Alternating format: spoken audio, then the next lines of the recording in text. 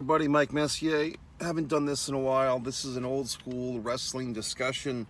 I want to talk about three lies of old school pro wrestling. Now, these three lies also involve tag teams and tag team championships, and really to the point, championships that people think certain tag teams held, but they didn't hold. And you might be saying, well, gee whiz, Mike, how can that be? How can people think someone had a championship if they didn't have it? Well, I'm going to explain, as I always do. First, Ole and Arn Anderson were never the National Wrestling Alliance World Tag Team Champions, or for that matter, the World Championship Wrestling Tag Team Champions. World Tag Team Champions. They were tag team champions, but the title they held was simply the national tag team title. And you might be saying, well, what are you talking about, Mike? Well, if you go back to 1985, late 84, early 85, it was a time of transition. You have to go back to Black Sunday, 1984, when Junior McMahon bought the rights to air wrestling at 6:05 on the Superstation TBS.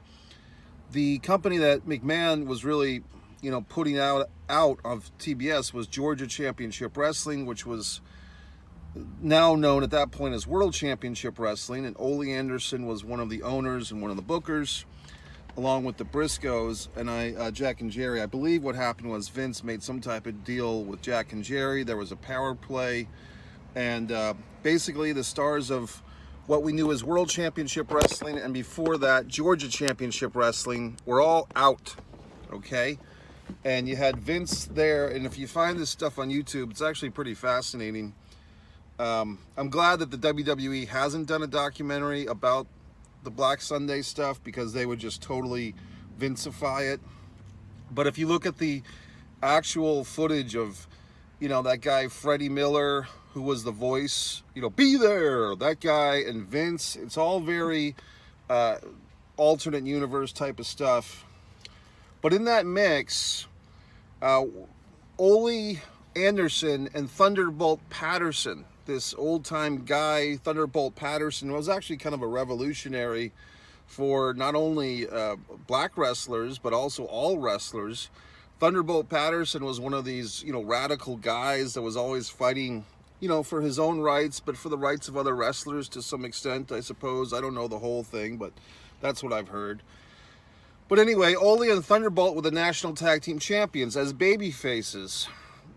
And they brought in to the territory, I believe they beat the Long Riders, the Irwins. And these teams, the Irwins, Ronnie Garvin and Ted Oates, they had, I think it was the actual earliest Hollywood Blondes, if I'm not mistaken, Rip Rogers and Ted Oates. I think they were called were they the Blondes or they were something else? But you had like all these tag teams, but none of them could match up with the Road Warriors, because the Road Warriors had left in early 84 and gone over to the AWA. And the Road Warriors for a couple of years were like the big thing in Georgia Championship Wrestling, or World Championship Wrestling, whatever you want to call it. Sometimes the names were, back and forth, interchangeable. But Ole and Thunderbolt, not really a great, act, I guess, or a great team, just because they really just felt like a couple of old bowling partners. But then they bring in this kid, Arn Anderson, the former Marty Lund. Arn Anderson comes in.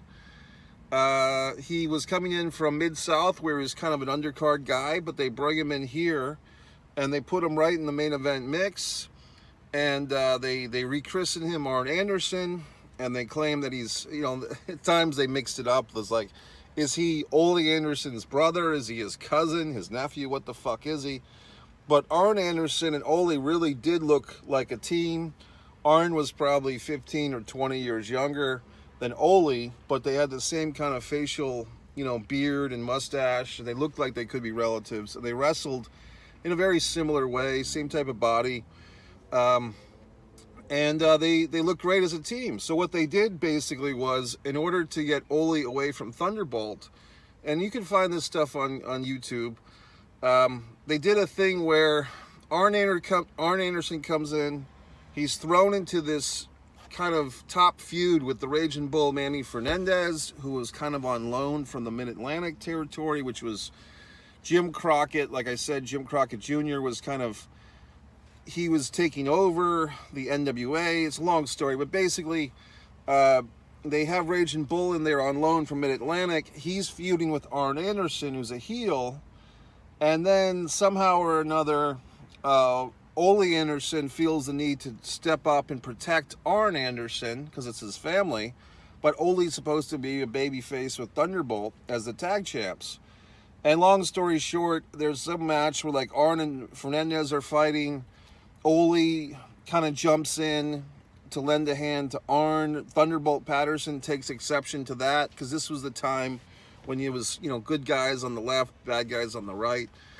Thunderbolt gets in there to defend Raging Bull, and then Ole basically turns on Thunderbolt. So then you had your tag team champions, and Paul Heyman would take this idea and use it over and over again, mostly in ECW, but also WCW and WWF. They still kind of use this thing, the feuding tag team partners or the feuding tag team champions. But this was really an early prototype of that. So you had Thunderbolt and Ole were the tag champs, but they didn't like each other. And there's this really good promo you can find where Ole Anderson lays the whole thing out to Thunderbolt Patterson on that old TBS set, and it's really a great interview. And if you like stuff like crotchety old Bret Hart, hating the world, like Bret Hart buries the universe, and if you like these old wrestlers that get all pissed off, this Ole Anderson promo is great. And this was a couple of years before the Four Horsemen, so. In any event, Ole and Arn fought Raging Bull and Thunderbolt, and the winner take all for the tag team titles. So you have one tag team champion on each side. They each have a new partner. Thunderbolt's got his babyface partner, Manny Fernandez, and Ole's got his heel partner, Arn Anderson, and lo and behold, the Andersons win. So they win the national tag team title, which I think maybe another generation earlier had been meshed or merged with something called the Georgia Tag Team title.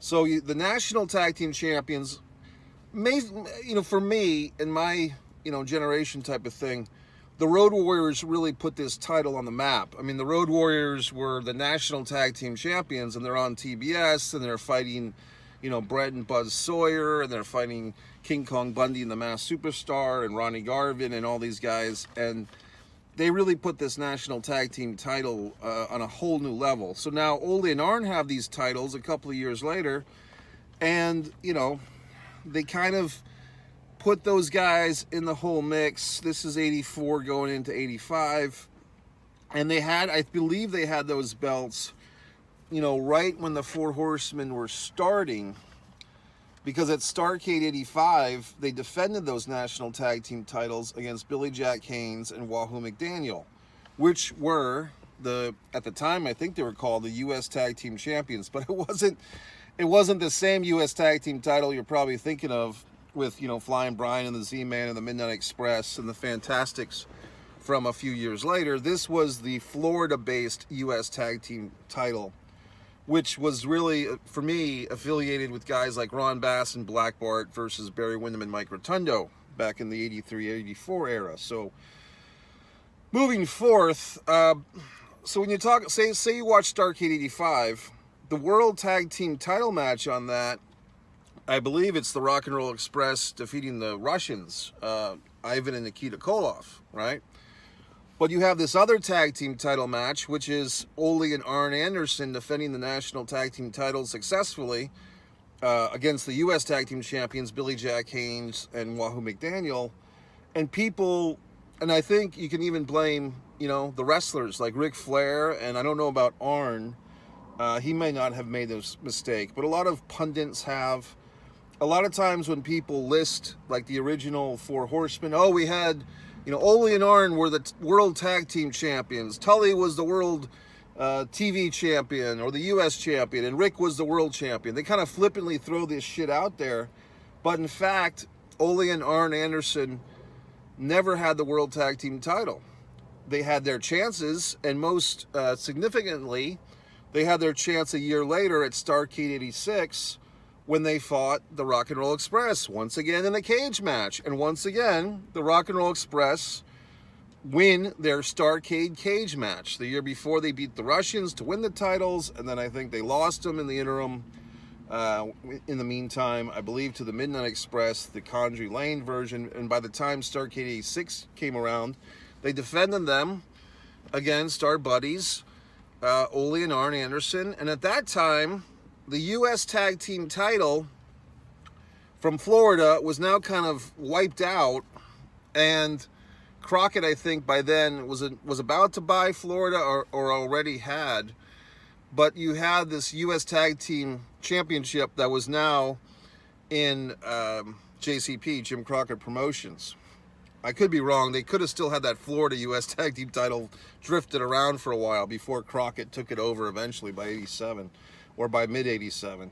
So now we've got Ole and Arn are not the U.S. Tag Team Champions. That, I believe, at Starrcade 86, that would have been, it would have been the Russians, Ivan Koloff and Crusher Khrushchev. And I think did they defend those titles against the Kansas City Jayhawks at that show, which was Bobby Jaggers and Dutch Mantell, something to that effect. But basically, at Starrcade 86, Ole and Arn did not have the U.S. Tag Team title, they did not have the World Tag Team title, they did not have the National Tag Team title.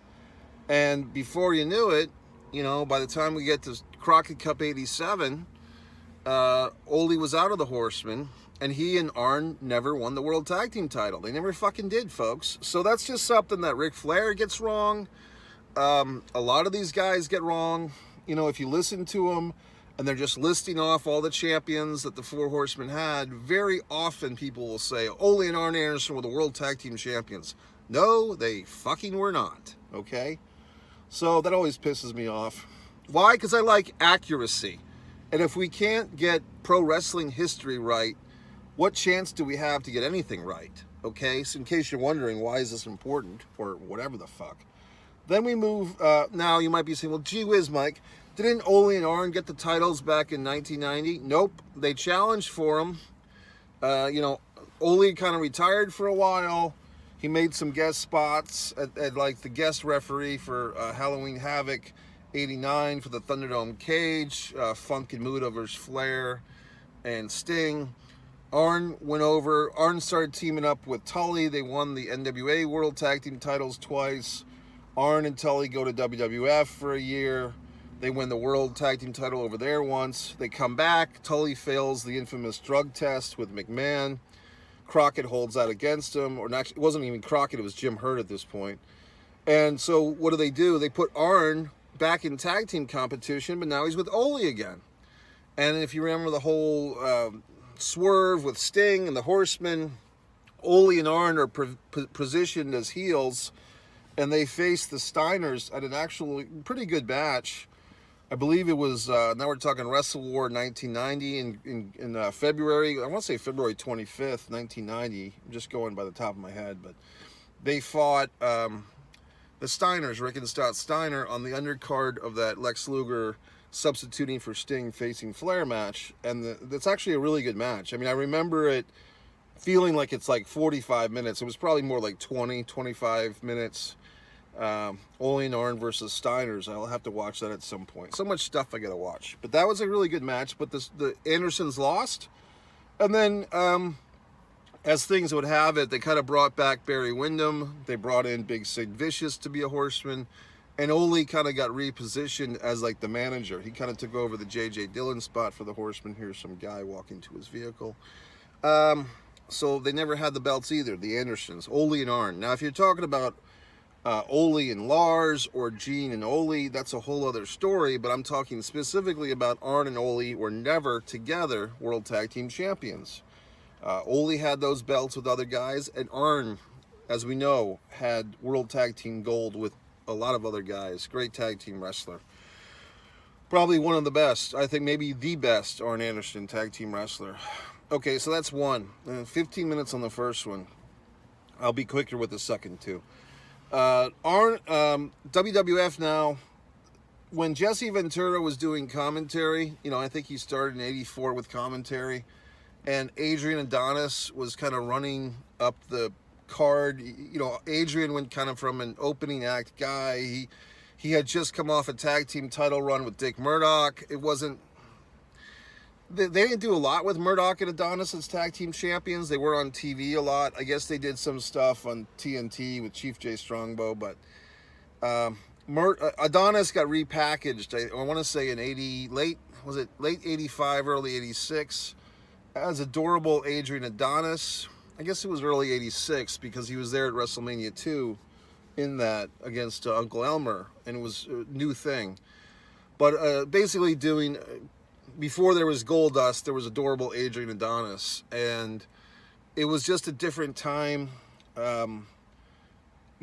Homosexual people were really not treated properly, as they just weren't. So the Adonis character was not some type of empowerment character. It was not some type of... It was really just to ridicule, Adonis as being gay, and he was having crushes on Paul Orndorff. I mean, some of this stuff is pretty funny because Adonis made it funny. But if you look at it with 2023 perspective, it's pretty bad. It's basically endorsing, gay bashing, whatever you want to call it. I mean, it would be interesting if they had adorable Adrian Adonis be a good guy, for instance. But we're talking about the era where AIDS was a thing. It still is, but it was even bigger back then. Eddie Murphy, if you watch, I think it's Raw, the concert video. He's talking about AIDS and stuff. So it was not a good time. Politically correctness, was not really in there yet. It was more like political incorrectness, and Adonis was personifying this adorable Adrian. Now, why do I go through all that? It's because to kind of chide Ventura on commentary, I think guys like Gorilla Monsoon especially would kind of say like, "Oh, you were tag team partners with Adonis. What do you know about him, Jesse?"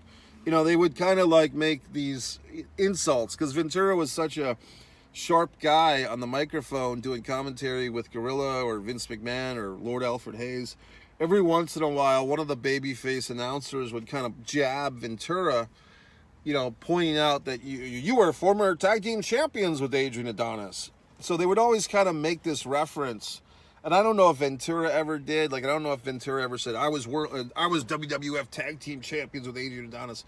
But I remember clearly that a couple of times they would say that Adonis and Ventura were WWF tag team champions at one point.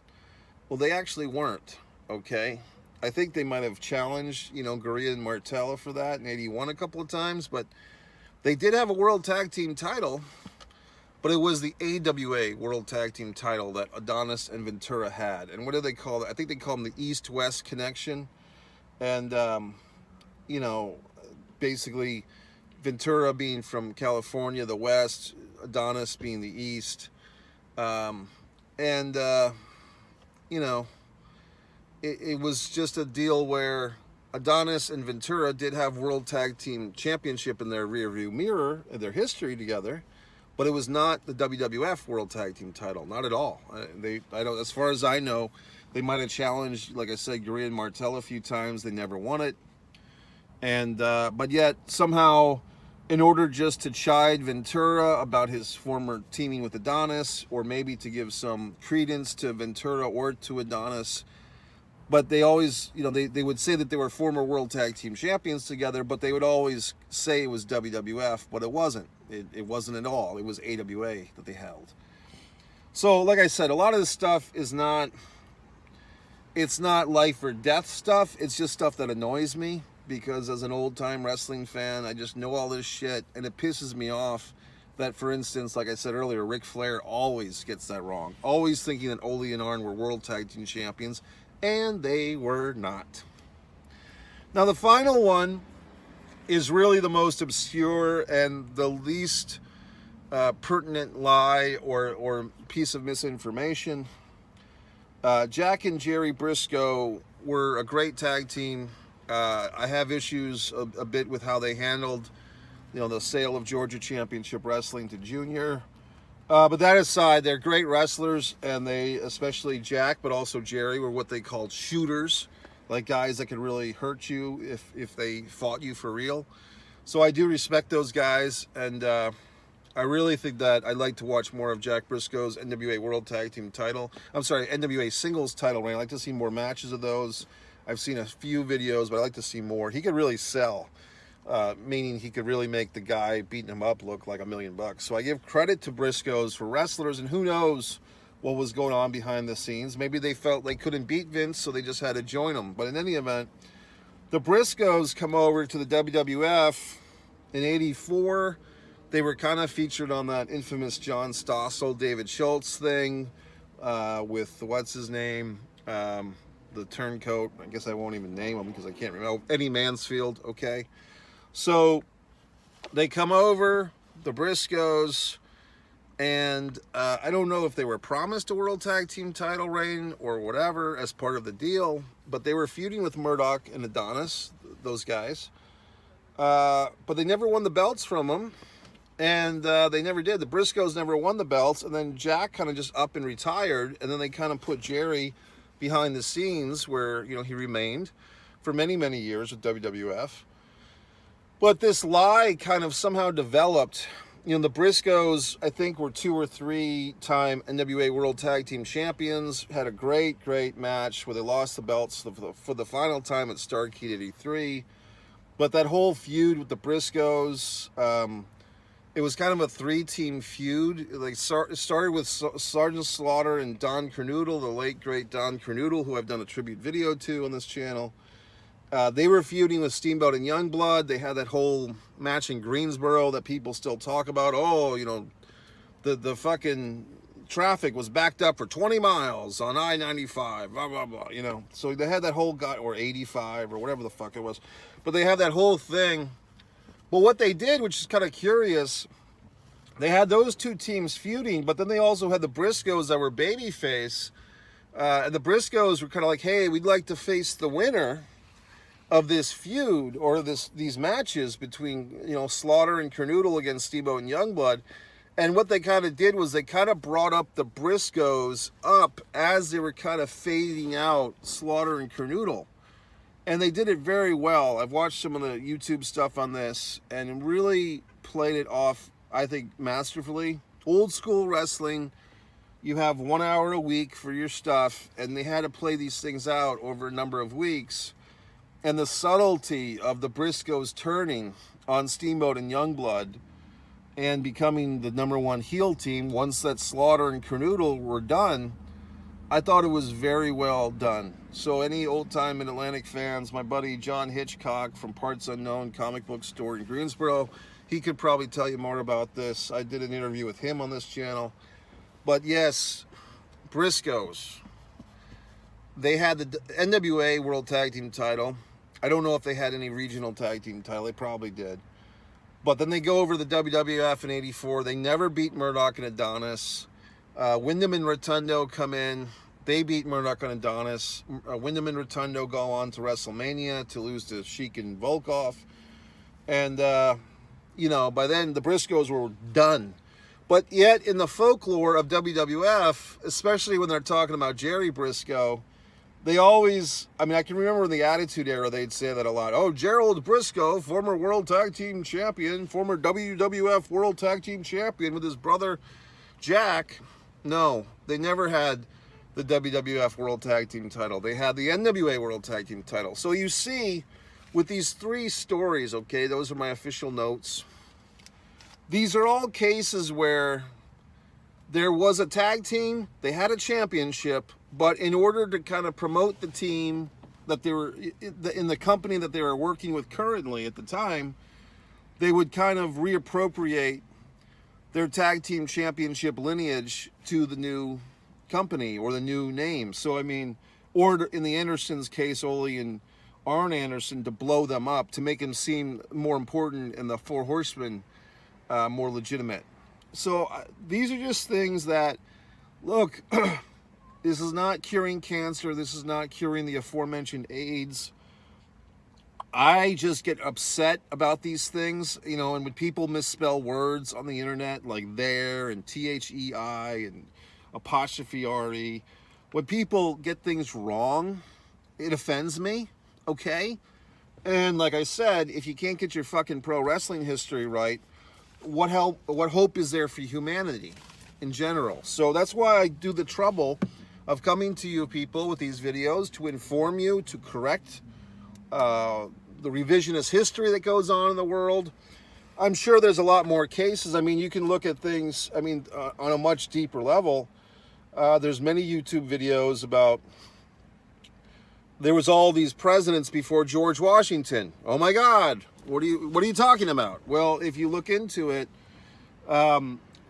it wasn't that the United States was fully independent from Britain yet, but there was always a top person in charge. And the interesting thing is, there's some evidence that some of these gentlemen, they were all men, that were the presidents before George Washington were actually of darker skin tone, black, okay? So it's pretty interesting. And then you talk about Obama, and they say, well, he's the first African-American president, but wasn't his father from Kenya? Is Kenya part of Africa? I don't know. I mean, I'm not the fucking king of geography, but there's all these things you can go down these rabbit holes with. I find it interesting. I find facts, and basically facts are supposed to be facts, but they get manipulated and they get warped to push an agenda or to promote something. It's up for people like myself and you, intelligent people, to do the research, take the time, and make videos like this to clarify things. Now, I'm not, obviously, you know, if Jack and Jerry Briscoe had the WWF Tag Team title in 1984, is not as significant to some of these bigger picture items. But if you're talking about something like George Bush, what does he do? He invades, invades Iraq and Afghanistan because he says that they're, harboring Osama bin Laden. Well, was that the case? If not, why did all these American men die in battle? Okay, so yes, I've just taken us from a fucking here to here in the importance level of things, but I find it important to discuss things like this. And like I said, if we can't get our pro wrestling history straight, what hope do we have for the rest of the fucking everything? That's, so there you go, folks. So I hope you've enjoyed this history fucking lesson. This is One Pro Wrestling and Sports Fan on YouTube. I also have my own One Mike Messier is my film review channel. And, well, it's not just film reviews, it's life lessons, it's all types of fun things on One Mike Messier. And then the third part of this 3-channel routine is One Man and a Camera Films, which is my original short films, Messier Mantra TV show, and so forth. What you're on right now is One Pro Wrestling and Sports Fan. It's kind of the archives of everything I used to do and subscribe to Mike Messier YouTube channel. And I'm moving forth. This is going to be where all you get your pro wrestling rants, your MMA discussions. I'm watching a lot more MMA these days. And I have this really incredible football video I'm going to bring to you, just this thought about football. Okay, folks, hopefully you got through this whole thing. For the old school pro wrestling fan, and even for the younger fan, I hope I've intellectualized you. I hope I've generated some ferocity for history for you today.